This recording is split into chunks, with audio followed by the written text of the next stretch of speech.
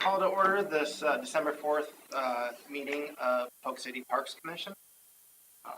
We'll start off. Can I get a roll call, please? Laney, Savage. Here. Converse here. Son Naples. Here. Holland. Otis. Here. Jablonski. Here. Okay. Move on to the next item, approval of minutes from the November 6th meeting. Can I get a motion? I motion to approve the minutes. Can I get a second? I'll second it. Okay. Minutes are approved. Moving on to item number 4. Do we have any audience items? Yes, sir. Okay. Try to keep this brief for the rest of this meeting. So, I've got a kind of my name's Ken. So I've got what I think is a unique opportunity to require your support and time to the essence. Ken, could I ask you to come up here just because I know folks are watching at home? I got it. It's easier. Thank you. Yeah, you're welcome. My name's Ken Morse. I've got what I think is kind of a unique opportunity to require your support, and time is of the essence. Out here on 118th Street, on the south side of 118th, past the cemetery, there's a new development. I think it was 288 lots, I'm not sure. But anyway, they've got some massive piles of boulders out. I contacted the developer and asked if we could have some of the boulders for city parks, and he said yes. And I've been out and picked up some of them, but there's some massive boulders out there that I can't begin to move. It require Public Works to do it. But I think it's a really unique opportunity to put a rock here and there in parks around town. And that's up to you as to if you want to pursue it. If the answer is no, then we leave it there. If the answer is yes, the next thing I have to do is get a hold of the developer and say, can we have Public Works come out again? But there's a rock there that's the size of a Volkswagen, and I can't touch it. And there's a bunch of other rocks there that are 3-foot diameter, 4-foot diameter, big boulders out there that the city can move, I cannot. The biggest, a couple things here. At the Rock Park up on West Side Drive, I see how much fun kids have climbing on rocks. And so I think this is a really unique opportunity to get a lot of value for zero cost other than just the time to go and get them. A rock like that would easily be thousands of dollars if you had to buy it. They're willing to give it to us. The cost of maintenance for the rest of eternity is zero. That's kind of hard to beat. I'd like to see that biggest rock, if you want to do this, go up to Woodhaven Park up there.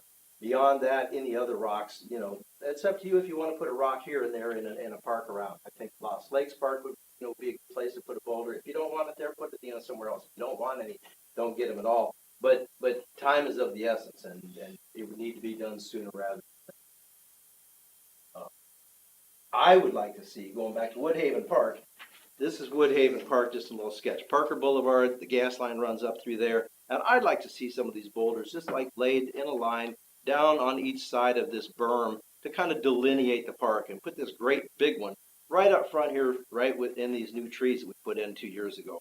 Put that great big one right up here where it's real visible from the road. I mean, it's half the size of this table. So anyway, that's the story. If we want the rocks, we can get them. I would need to have Public Works go get them, and I would need to ask one more question of developers, can we have the city do that? So that's all I've got. I guess this is something you cannot discuss. If you want to discuss it. So just real quick, Ken, so you had mentioned the timetable sooner than later. I mean, is there any sort of more? The only thing I know is they're there now. They're working on the project, and at some point they'll go away. I don't know. Okay. The ground right now is perfect to drive on there and in the park. Any other time beyond now, I can't say. Okay. So it would need some push in that direction to make it happen. And if you want me to pursue that phone call, Jason, you got my. Fantastic idea. Thank you, Ken. You're welcome. Any other discussion on that? No, I think it's a great idea. You outlined the park that I think needs some features. The park, that linear park, that gas line. Yeah, I think that's a really great spot for those. I agree. What's out there applies a featureless park, featureless green space. So, yeah, I mean, it's not really on the agenda that we can make a motion to. Nope. I was just kind of curious, Jason, if that's something that you then could, look into about feasibility of Yeah, no, absolutely. And, Ken coming tonight, I encouraged him to come just Yep. because, every park kind of has a master plan. And when we look at doing something that's not in that master plan, like the addition of these boulders, that's something that should be ran by you guys. So, no, so absolutely. I mean, you guys can certainly at the end, recommend or, in your reports say, Jason, pursue this further. And, Okay. we could certainly bring back some sort of concept if we want to go that way, or trust staff and Ken to make good decisions on placement. I think it's definitely worth pursuing.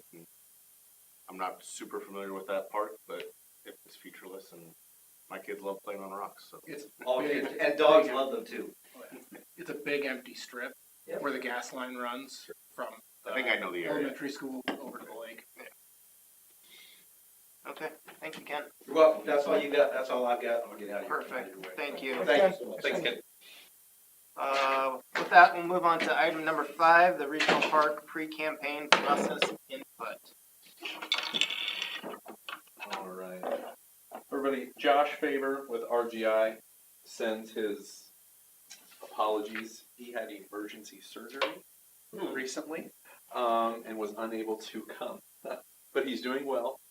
And so he and I had a conversation today, and I'm going to lead this. And so if you have questions, Josh is prepared to write up a more official follow-up, seeing as he's kind of the subject matter expert on the fundraising piece of this venture. So essentially, if you'll remember that the city entered a contract with Renaissance Group Incorporated to do a feasibility study for the future regional park. This is to get a pulse on the support of the community, not only, I would just say basic support, as in, yes, this is a good idea, but also financial support, what an individual or a business is willing to contribute to such a project.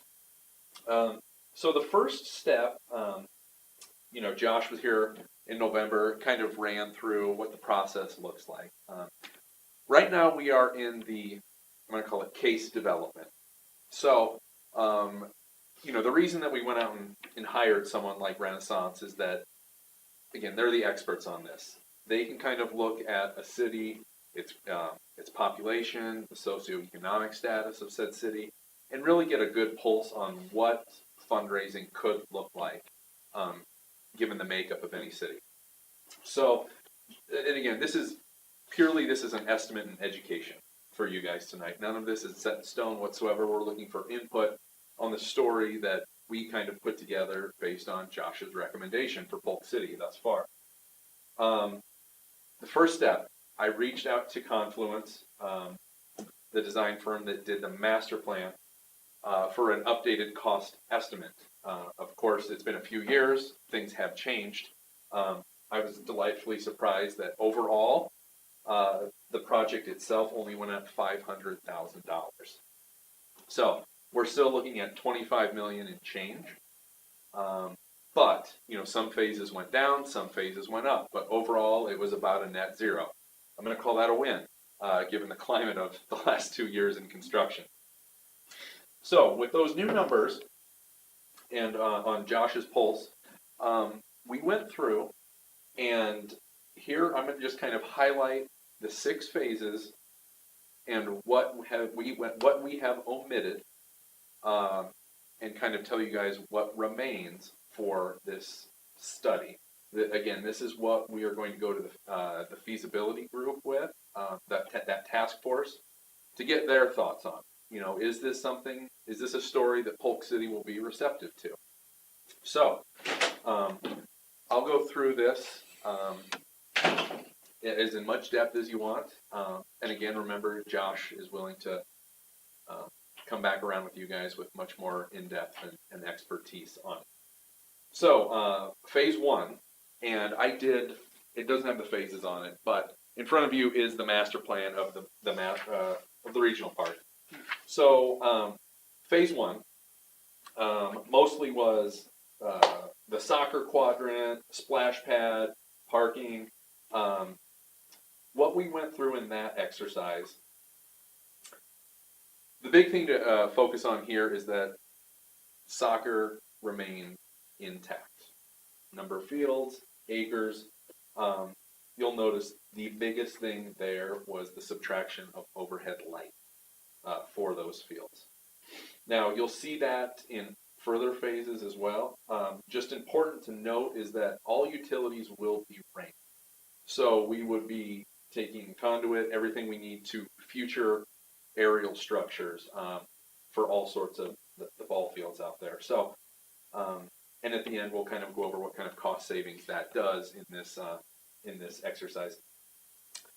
So again, phase one is mostly, it's the grading, it's the fine grading, it's soccer, it's the splash pad, it's park. All right, phase 1A was the mass grading of the site. Obviously that still needs to happen. No emissions there. Omissions, my apologies. Phase 1B is the north-south collector. That's going to be the future North 7th Street that runs on the west side of the park. Again, we can't omit a collector street, especially with the NAP development, everything that's going on out there. So that also remained unchanged.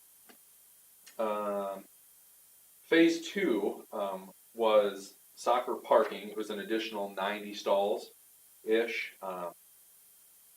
It was one of the cheaper phases. We saw an opportunity there to omit a concession stand and a play area. Now, when all of these things I discuss are being omitted, again, this is a concept, nothing is set in stone, and a lot of the things that were omitted were of dollar signs that could be future CIP or future fundraising ventures. So, not exactly low-hanging fruit, but, you know, things that omitted now hopefully get the process started, moving faster, and then we kind of bring them back into the fold. Once we kind of have a functional space out there, then we'll kind of add the bells and whistles. Were we likely to lose that play area anyway due to the water tower? The water tower certainly did. So that was kind of a decision with the placement of that water tower. Do we keep the number of fields, or do we omit fields to keep a play structure and the concession stand? I think looking at this holistically, the need for the field space outweighed the need for the other things. Especially noting that there are other play structures and there are other concession stands still in the master plan. Okay, moving on, phase 3 is essentially a lot of the baseball quadrant. So some of the omissions here, the play area that existed over there, overhead lighting, and storage build.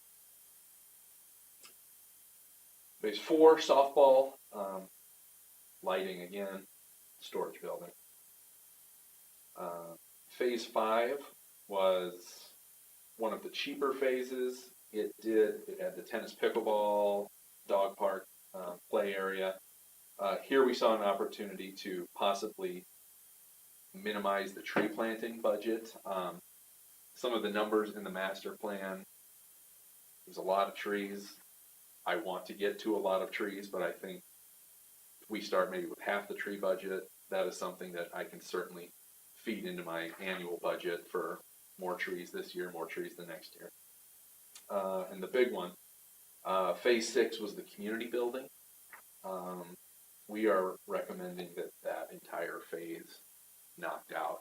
When we went through the master plan for this project, really the building next door was in its infancy of thought.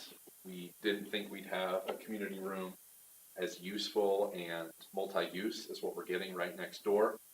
So I think in the grand scheme, the community building out there is expendable at the moment if it makes everything move forward. And that also did come with a kind of a dedicated parking lot, so we're seeing some cost savings there as well. So, as I scroll down a little bit, here's the story that currently Josh with Renaissance Group and myself feel will be a good one to tell. The new phase totals for this project, a little over $11.5 million. The soft cost and the inflation factor that we got from Confluence certainly do add some noticeable chunks there. The grand project total of roughly 60 million. It's also important to note that there are some revenues that we have gotten already that would help get this a little bit. Like we have the part of the trail through the park that's already, thanks to Prairie Meadows, that's already funded. So, there's kind of a cost savings there. With the water tower project, that will include some infrastructure, some road, some grading. So right there would be a cost savings expectancy that would be kicked to a different funding source. And then I just wanted to note down here again, the big cost savings were the community building at just over $4 million. The overhead lighting for softball, baseball, and soccer, again, with utilities ran and capped, just nothing above ground initially, cost savings of about $1.5 million. And then one of the concession stands being pulled was $500,000. So that's kind of where we got our just over $6 million in cost savings. So, this is something that Josh and I went through since we last met, with the intent that Josh would present this tonight and want your guys' input into things that remain, things that were initially omitted in this. Any feedback at this point is really important, because as we move forward with, a project that's not $25 million, we're cautiously optimistic that that's something that Polk City would be more interested in supporting. So we're trying to find that right dollar amount, that right project that meets the needs, is also fiscally responsible, a good steward of taxpayer dollars and resources. So, with that being said, any feedback that, for me, that I can send to Josh. So I do have a question, Jason. So obviously the community center and the parking there, that's a pretty good footprint. So what would be repurposed in that location? Just green space, or? I think initially it would just be green space. Consider it like a great lawn where, you could hold, maybe a farmer's market that's outgrown the square, just, spitballing. I think there is also an opportunity down the road of, perhaps like an open air amphitheater for music in the park, but again, that's something that's very much down the road that would just bring purpose to that area. But I think initially it would just be maintained green space. How close in will the homes that are going to go in be to say the baseball and the soccer fields? I don't have an exact footage. Their backyards will border the park. We have, NAP and the city have been working pretty well to, a benefit of the mass grading would be, a seamless transition of grade from backyard residential into the park. That is also a lot of where the trees would come in, is that buffer. Okay. In between. Because it would seem to me that even though you're taking lighting out of the plan, I think it would be important personally to still say that the long-term plan is to have lighting. Mm-hmm. Because, and this is just previous, one of the most contentious park board meetings I ever had when I was at Urbandale, when it was the proposal to put in soccer lights, and the homes were there already. And so the homeowners that were there were very, very angry, saying that I bought this home knowing that there was no lights here, and now you're telling me that there's going to be lights here. Eventually they went with the lights, but it was a very contentious situation with the homeowners saying, and the same thing it seems like whenever you propose a new bike path, the homeowner says, well, the realtor never told me that there was going to be a bike path, in my backyard. Yeah. And you say, well, it's known that, it's on the city's plan. It's been there for 10 years, but the homeowners tend to forget that. And then you get a contentious And so anything that we can do to say that, yes, there's not lights in the plan, but eventually there will be, or we hope there will be, I think down the road, may smooth the transition to that. And it was my understanding too, when we went through the master planning, with Confluence, that, the setbacks would be appropriate to minimize Yeah. that light pollution. But no, absolutely, I think that's a really good point and a piece of education as those lots start to sell around, that they're not, there will be Yeah. sport lighting. It's already happening. Yeah. I talked to a homeowner who's out there, the house is already built, that had no idea that that park was going in there and had found out recently and was thrilled about it. Yeah. So. What about bathrooms? Are there, Yeah, so, will there be bathrooms with flush toilets, or will it be just yeah, portables? no, so right now the intent is that anytime you see like a concession stand, that's like a concession stand, restroom combination. Kind of, sorry, that was a bad. You're not going to be going to the restroom next to the hot dog vendor, but no, anybody that's familiar with like county soccer complex, the front side of the building is pretty much concession, Right. on the back side of the restroom. So yes, that is the idea of any concession stand that you see here, is that it would have a restroom use as well. In a room would be the portables until we get the actual, Yep. I assume.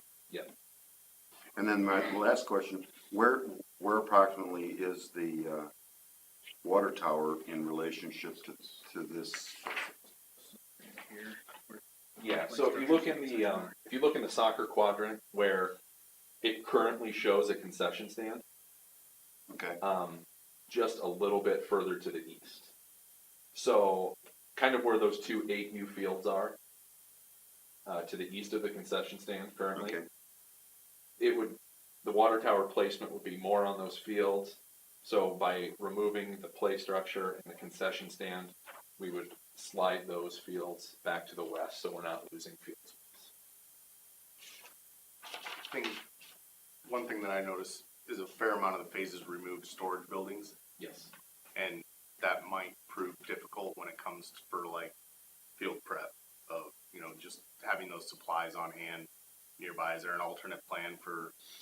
I think right now the concession areas will have a small storage space as well. Okay. So that would provide opportunity for possibly user groups if they wanted to make that happen sooner than later.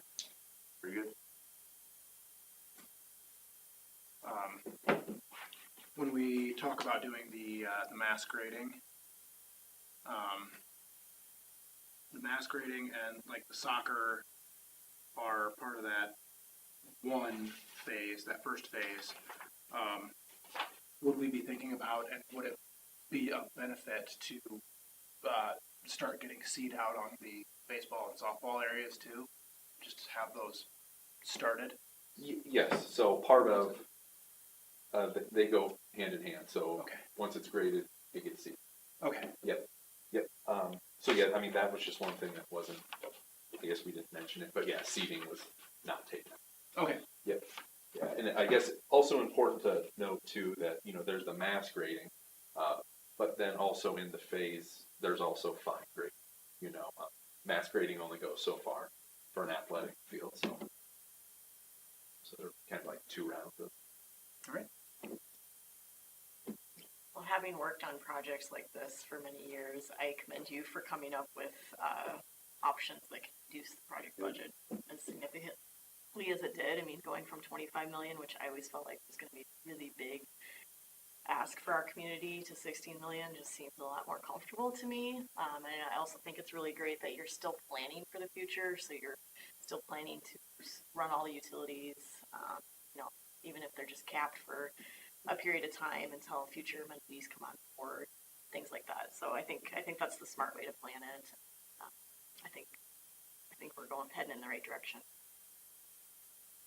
So, I mean, kind of the next, and please, if you guys think of any feedback after this meeting, please, shoot me an email. Next would be, hopefully Josh will come and present to council, because this is not my area of expertise, but, just kind of show that we think this is a story that Polk City would want to read, that it's not a number that turns people off immediately. We don't want anybody laughing at us when we have this pitch. So, that was kind of what this exercise was about, was,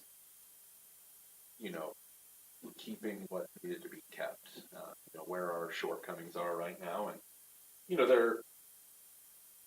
there could be further tough discussions depending on, what the next steps look like. But I think right now, I think it was a pretty good first. Is there a formula out there, or in terms of the number of fields you need based on your population or your population in the future? In terms of where I'm coming from is would somebody look at this and say, oh my gosh, Polk City is a small town, why do we need 3 fields? But then at the same time, you look at the Ankeny's and the Urbandales and the Grimes, they're building places with 10 fields or more. Right. So is there a formula out there that if a person said, oh, Polk City's a small town, why do we need 3 softball fields? And is that how is there a formula that they came up with on that? Not really a formula, really, just because every city's very different. I think it's not a one size fits all. When Confluence came in and we went through the master planning, they looked historically at numbers that North Polk United Soccer had, Polk City Little League. We looked at years and years and years of data, and we correlated that to growth town. Mm-hmm. Then we kind of looked at projections, and then it's not a perfect formula, but the expectancy of participants in 2030 and 2040, and that kind of brought us to this. So I guess in a way, yes, making sure that that number is able to utilize that number of fields, kind of as a bare minimum. Yeah. Will there be space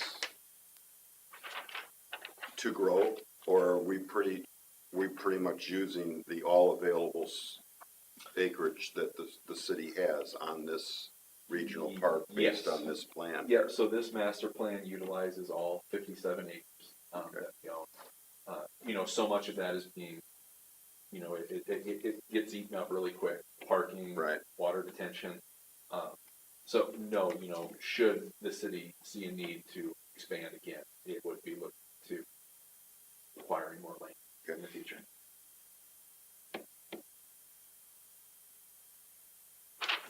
Any other questions? Okay. We'll move on to item number 6. Discuss the Parks Commission action plan. Ooh, sorry.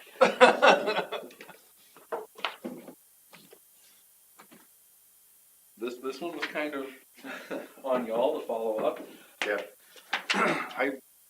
With the recent election and results, I think we kind of have to suspend this discussion, wait and see how the newly elected city council would like to proceed with our interaction with them.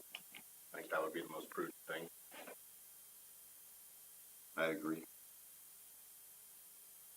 Yeah, I mean, I guess my perspective is I would like to hear feedback from the new members that are going to be on the Parks Commission, as well as working with the council. I know Rob Sarchett had mentioned something about,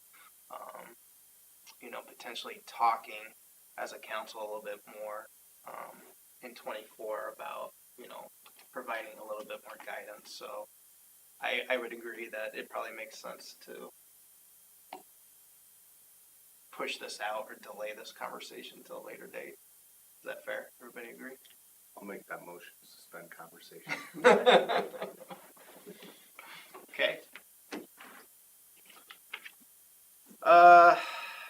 Item number 7, Jason, review sports complex user fees. Yeah, so this was a request at the November meeting. So if you'll remember, as of July 1, 2023, we did implement user fees at the sports complex, both on a private use and a user group level. So here's just kind of a report to date, what those numbers look like. So private rentals, to date, we have seen revenue of $1,125. That shakes out to be 75 practices at $15 a piece. And the fall North Polk United soccer season, we saw revenue of $1,405, and that shook down to be 281 participants at the $5 per head charge. Something that I did with North Polk United, we looked at their numbers, and then, we looked at age groups that don't utilize the sports complex. They play primarily all at church sites or entirely in Alleman. So, those numbers were omitted. We're going to be very transparent with this and do it the right way. So, of their entire fall registration numbers, 281 benefited from the existing sports complex. So, to date, $2,530. Feedback, it was pretty good thus far. It was certainly a learning curve. And I know there are still teams and coaches that either don't know or don't know. But no, overall, it was very good. I think people understand that field space is at a premium now. And, whether they think of it as just a 90-minute practice, but when you do that 10 times, that's a lot of wear and tear on everything out there. So, couldn't be happier with the response thus far.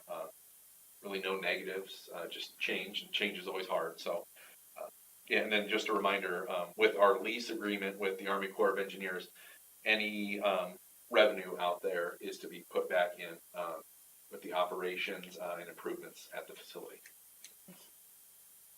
Do we need, when we approve the fees, did we do it for 1 year, or did we approve it without, a year on that? So like, does that need to be an action item in the future to approve the fees, or are we just gonna carry them over till next year? I don't think we approved it with any sort of sunset.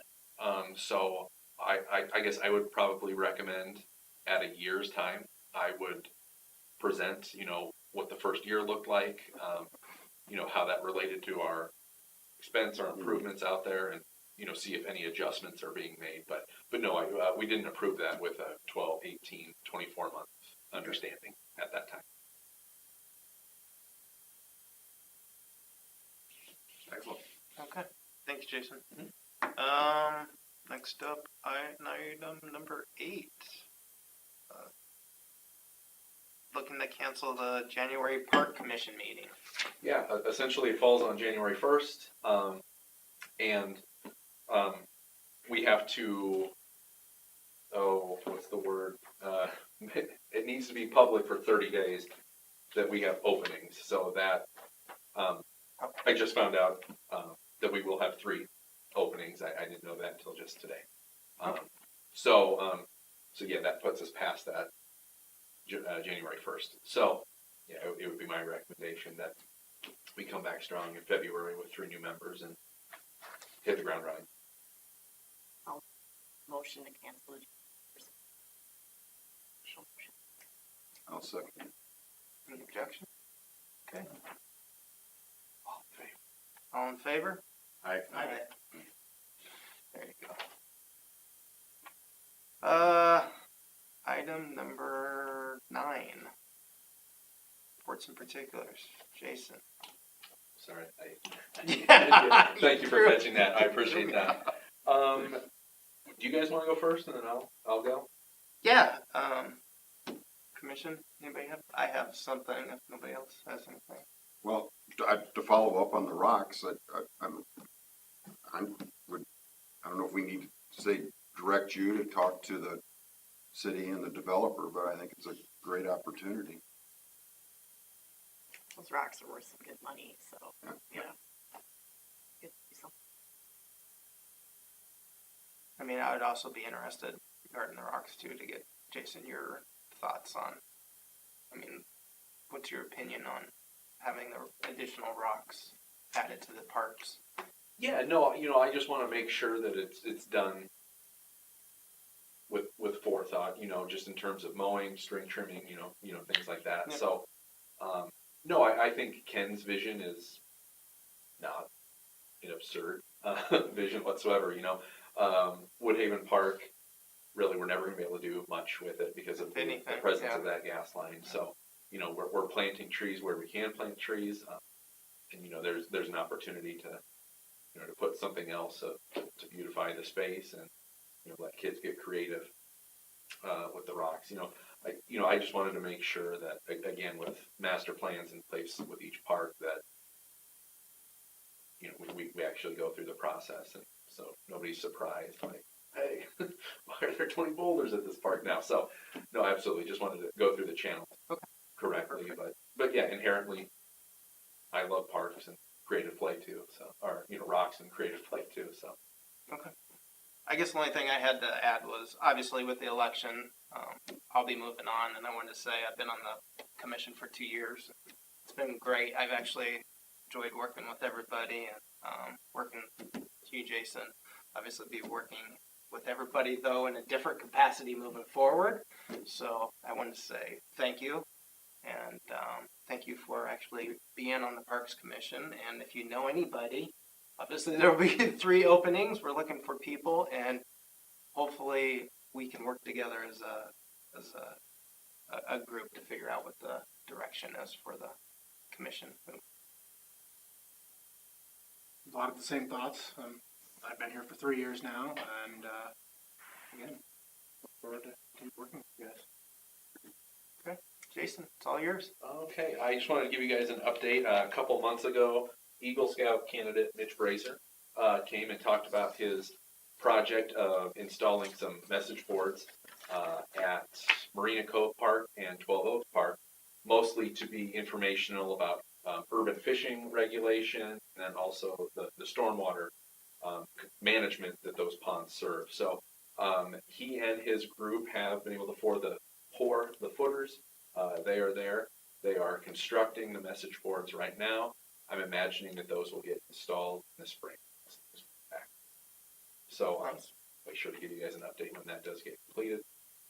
And then the winter spring brochure for the Parks and Rec Department went live middle of November. Registration's been really good. This is for programs January through May. One of the big changes here was a coordinated effort with the Comet Basketball Club. In the past, they have offered basketball for kindergarten through 6th grade. With the number of kids in district, in town, it made sense to try to attack that from a different angle. So the Comet Basketball Club is going to continue offering leagues grades 3 through 6 before the holiday break, so right now. And then I will take over the itty bitties, K through 2, after the holiday break. So we're really reducing the strain on the gym resources in the community. And it's been a really good transition. The Comet Basketball Club's been really good to work with. They're pointing people in my direction. And, so far, I've had over 100 registrations for the 4 things that meet those age groups. So, yeah, it's been good so far. Yeah. And then, lastly, I just wanted to, congratulate Jeff, Nick, and Ashley for their elections to different positions. We'll miss you and keep rocking. Awesome. Thank you. Okay, with that, can I get a motion to adjourn until February 5th? Motion to adjourn. Second.